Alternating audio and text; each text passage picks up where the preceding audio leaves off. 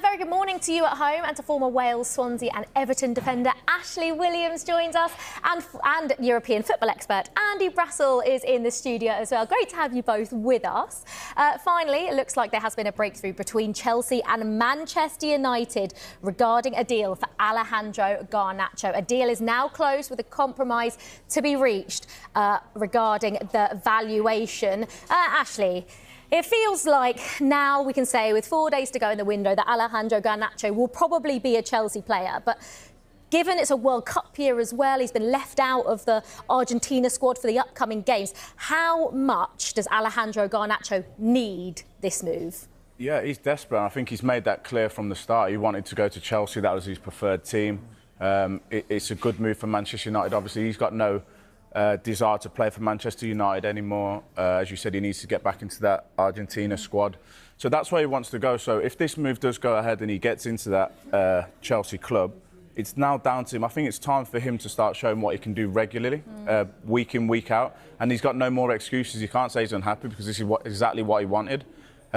Whether he fits into that system or not, or where he fits in and how they use him, I'm not sure yet. But for him himself as a player, he wanted this. He's got it, so now it's time to let his actions do the talking. Andy, is this a risk for Chelsea in any way, given the situation Alejandro Garnacho finds himself in at United? I mean, it's less of a risk than if they'd have paid what United actually wanted, but it's still a risk, definitely, because the potential's been obvious for a while. But that we're still talking about potential, I think, is a bit of a concern, because you would have expected him to progress faster. I guess this has been a recurrent problem for Manchester United, isn't it? You've got a player. Can you make him into what he really should be? And there have been so many of those players at Manchester United who haven't turned into that player. So now the onus is on Maresca, is on his team, is on Chelsea to make him into what he should be. But they've clearly been looking for that wide player for quite a long time.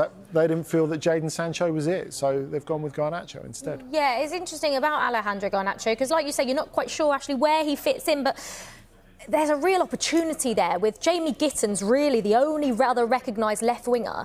If Alejandro Garnacho comes in and sorts himself out, gets focused, there's a real chance that he could nail down that starting spot, given that Gittins only came in the summer. Yeah, I think you nailed it there as well. It's about him mentally being a professional now, and I think sometimes you see a little bit the odd tantrum here. Sometimes he does a bit more talking off the pitch than he should do on the pitch. We've all seen the flashes of what he can do. He's clearly a good football player, but what he needs to do now, if he gets this move, is settle down and make that position his position. Now, I mean, we was talking off camera before that attacking players sometimes find themselves in and out the squad, in and out the starting 11 quite regular. But for him, he needs to be that good at Chelsea where, because there's an opening there, he starts all the time. Every week he's the first name on the team sheet for that position. But is like we say about the risk, what happens if Alejandro Garnacho doesn't nail down a starting space and he finds himself on the bench at Chelsea? Are we then in the same position that he was in at United, or do you think it will be different? Well, maybe. Look, I think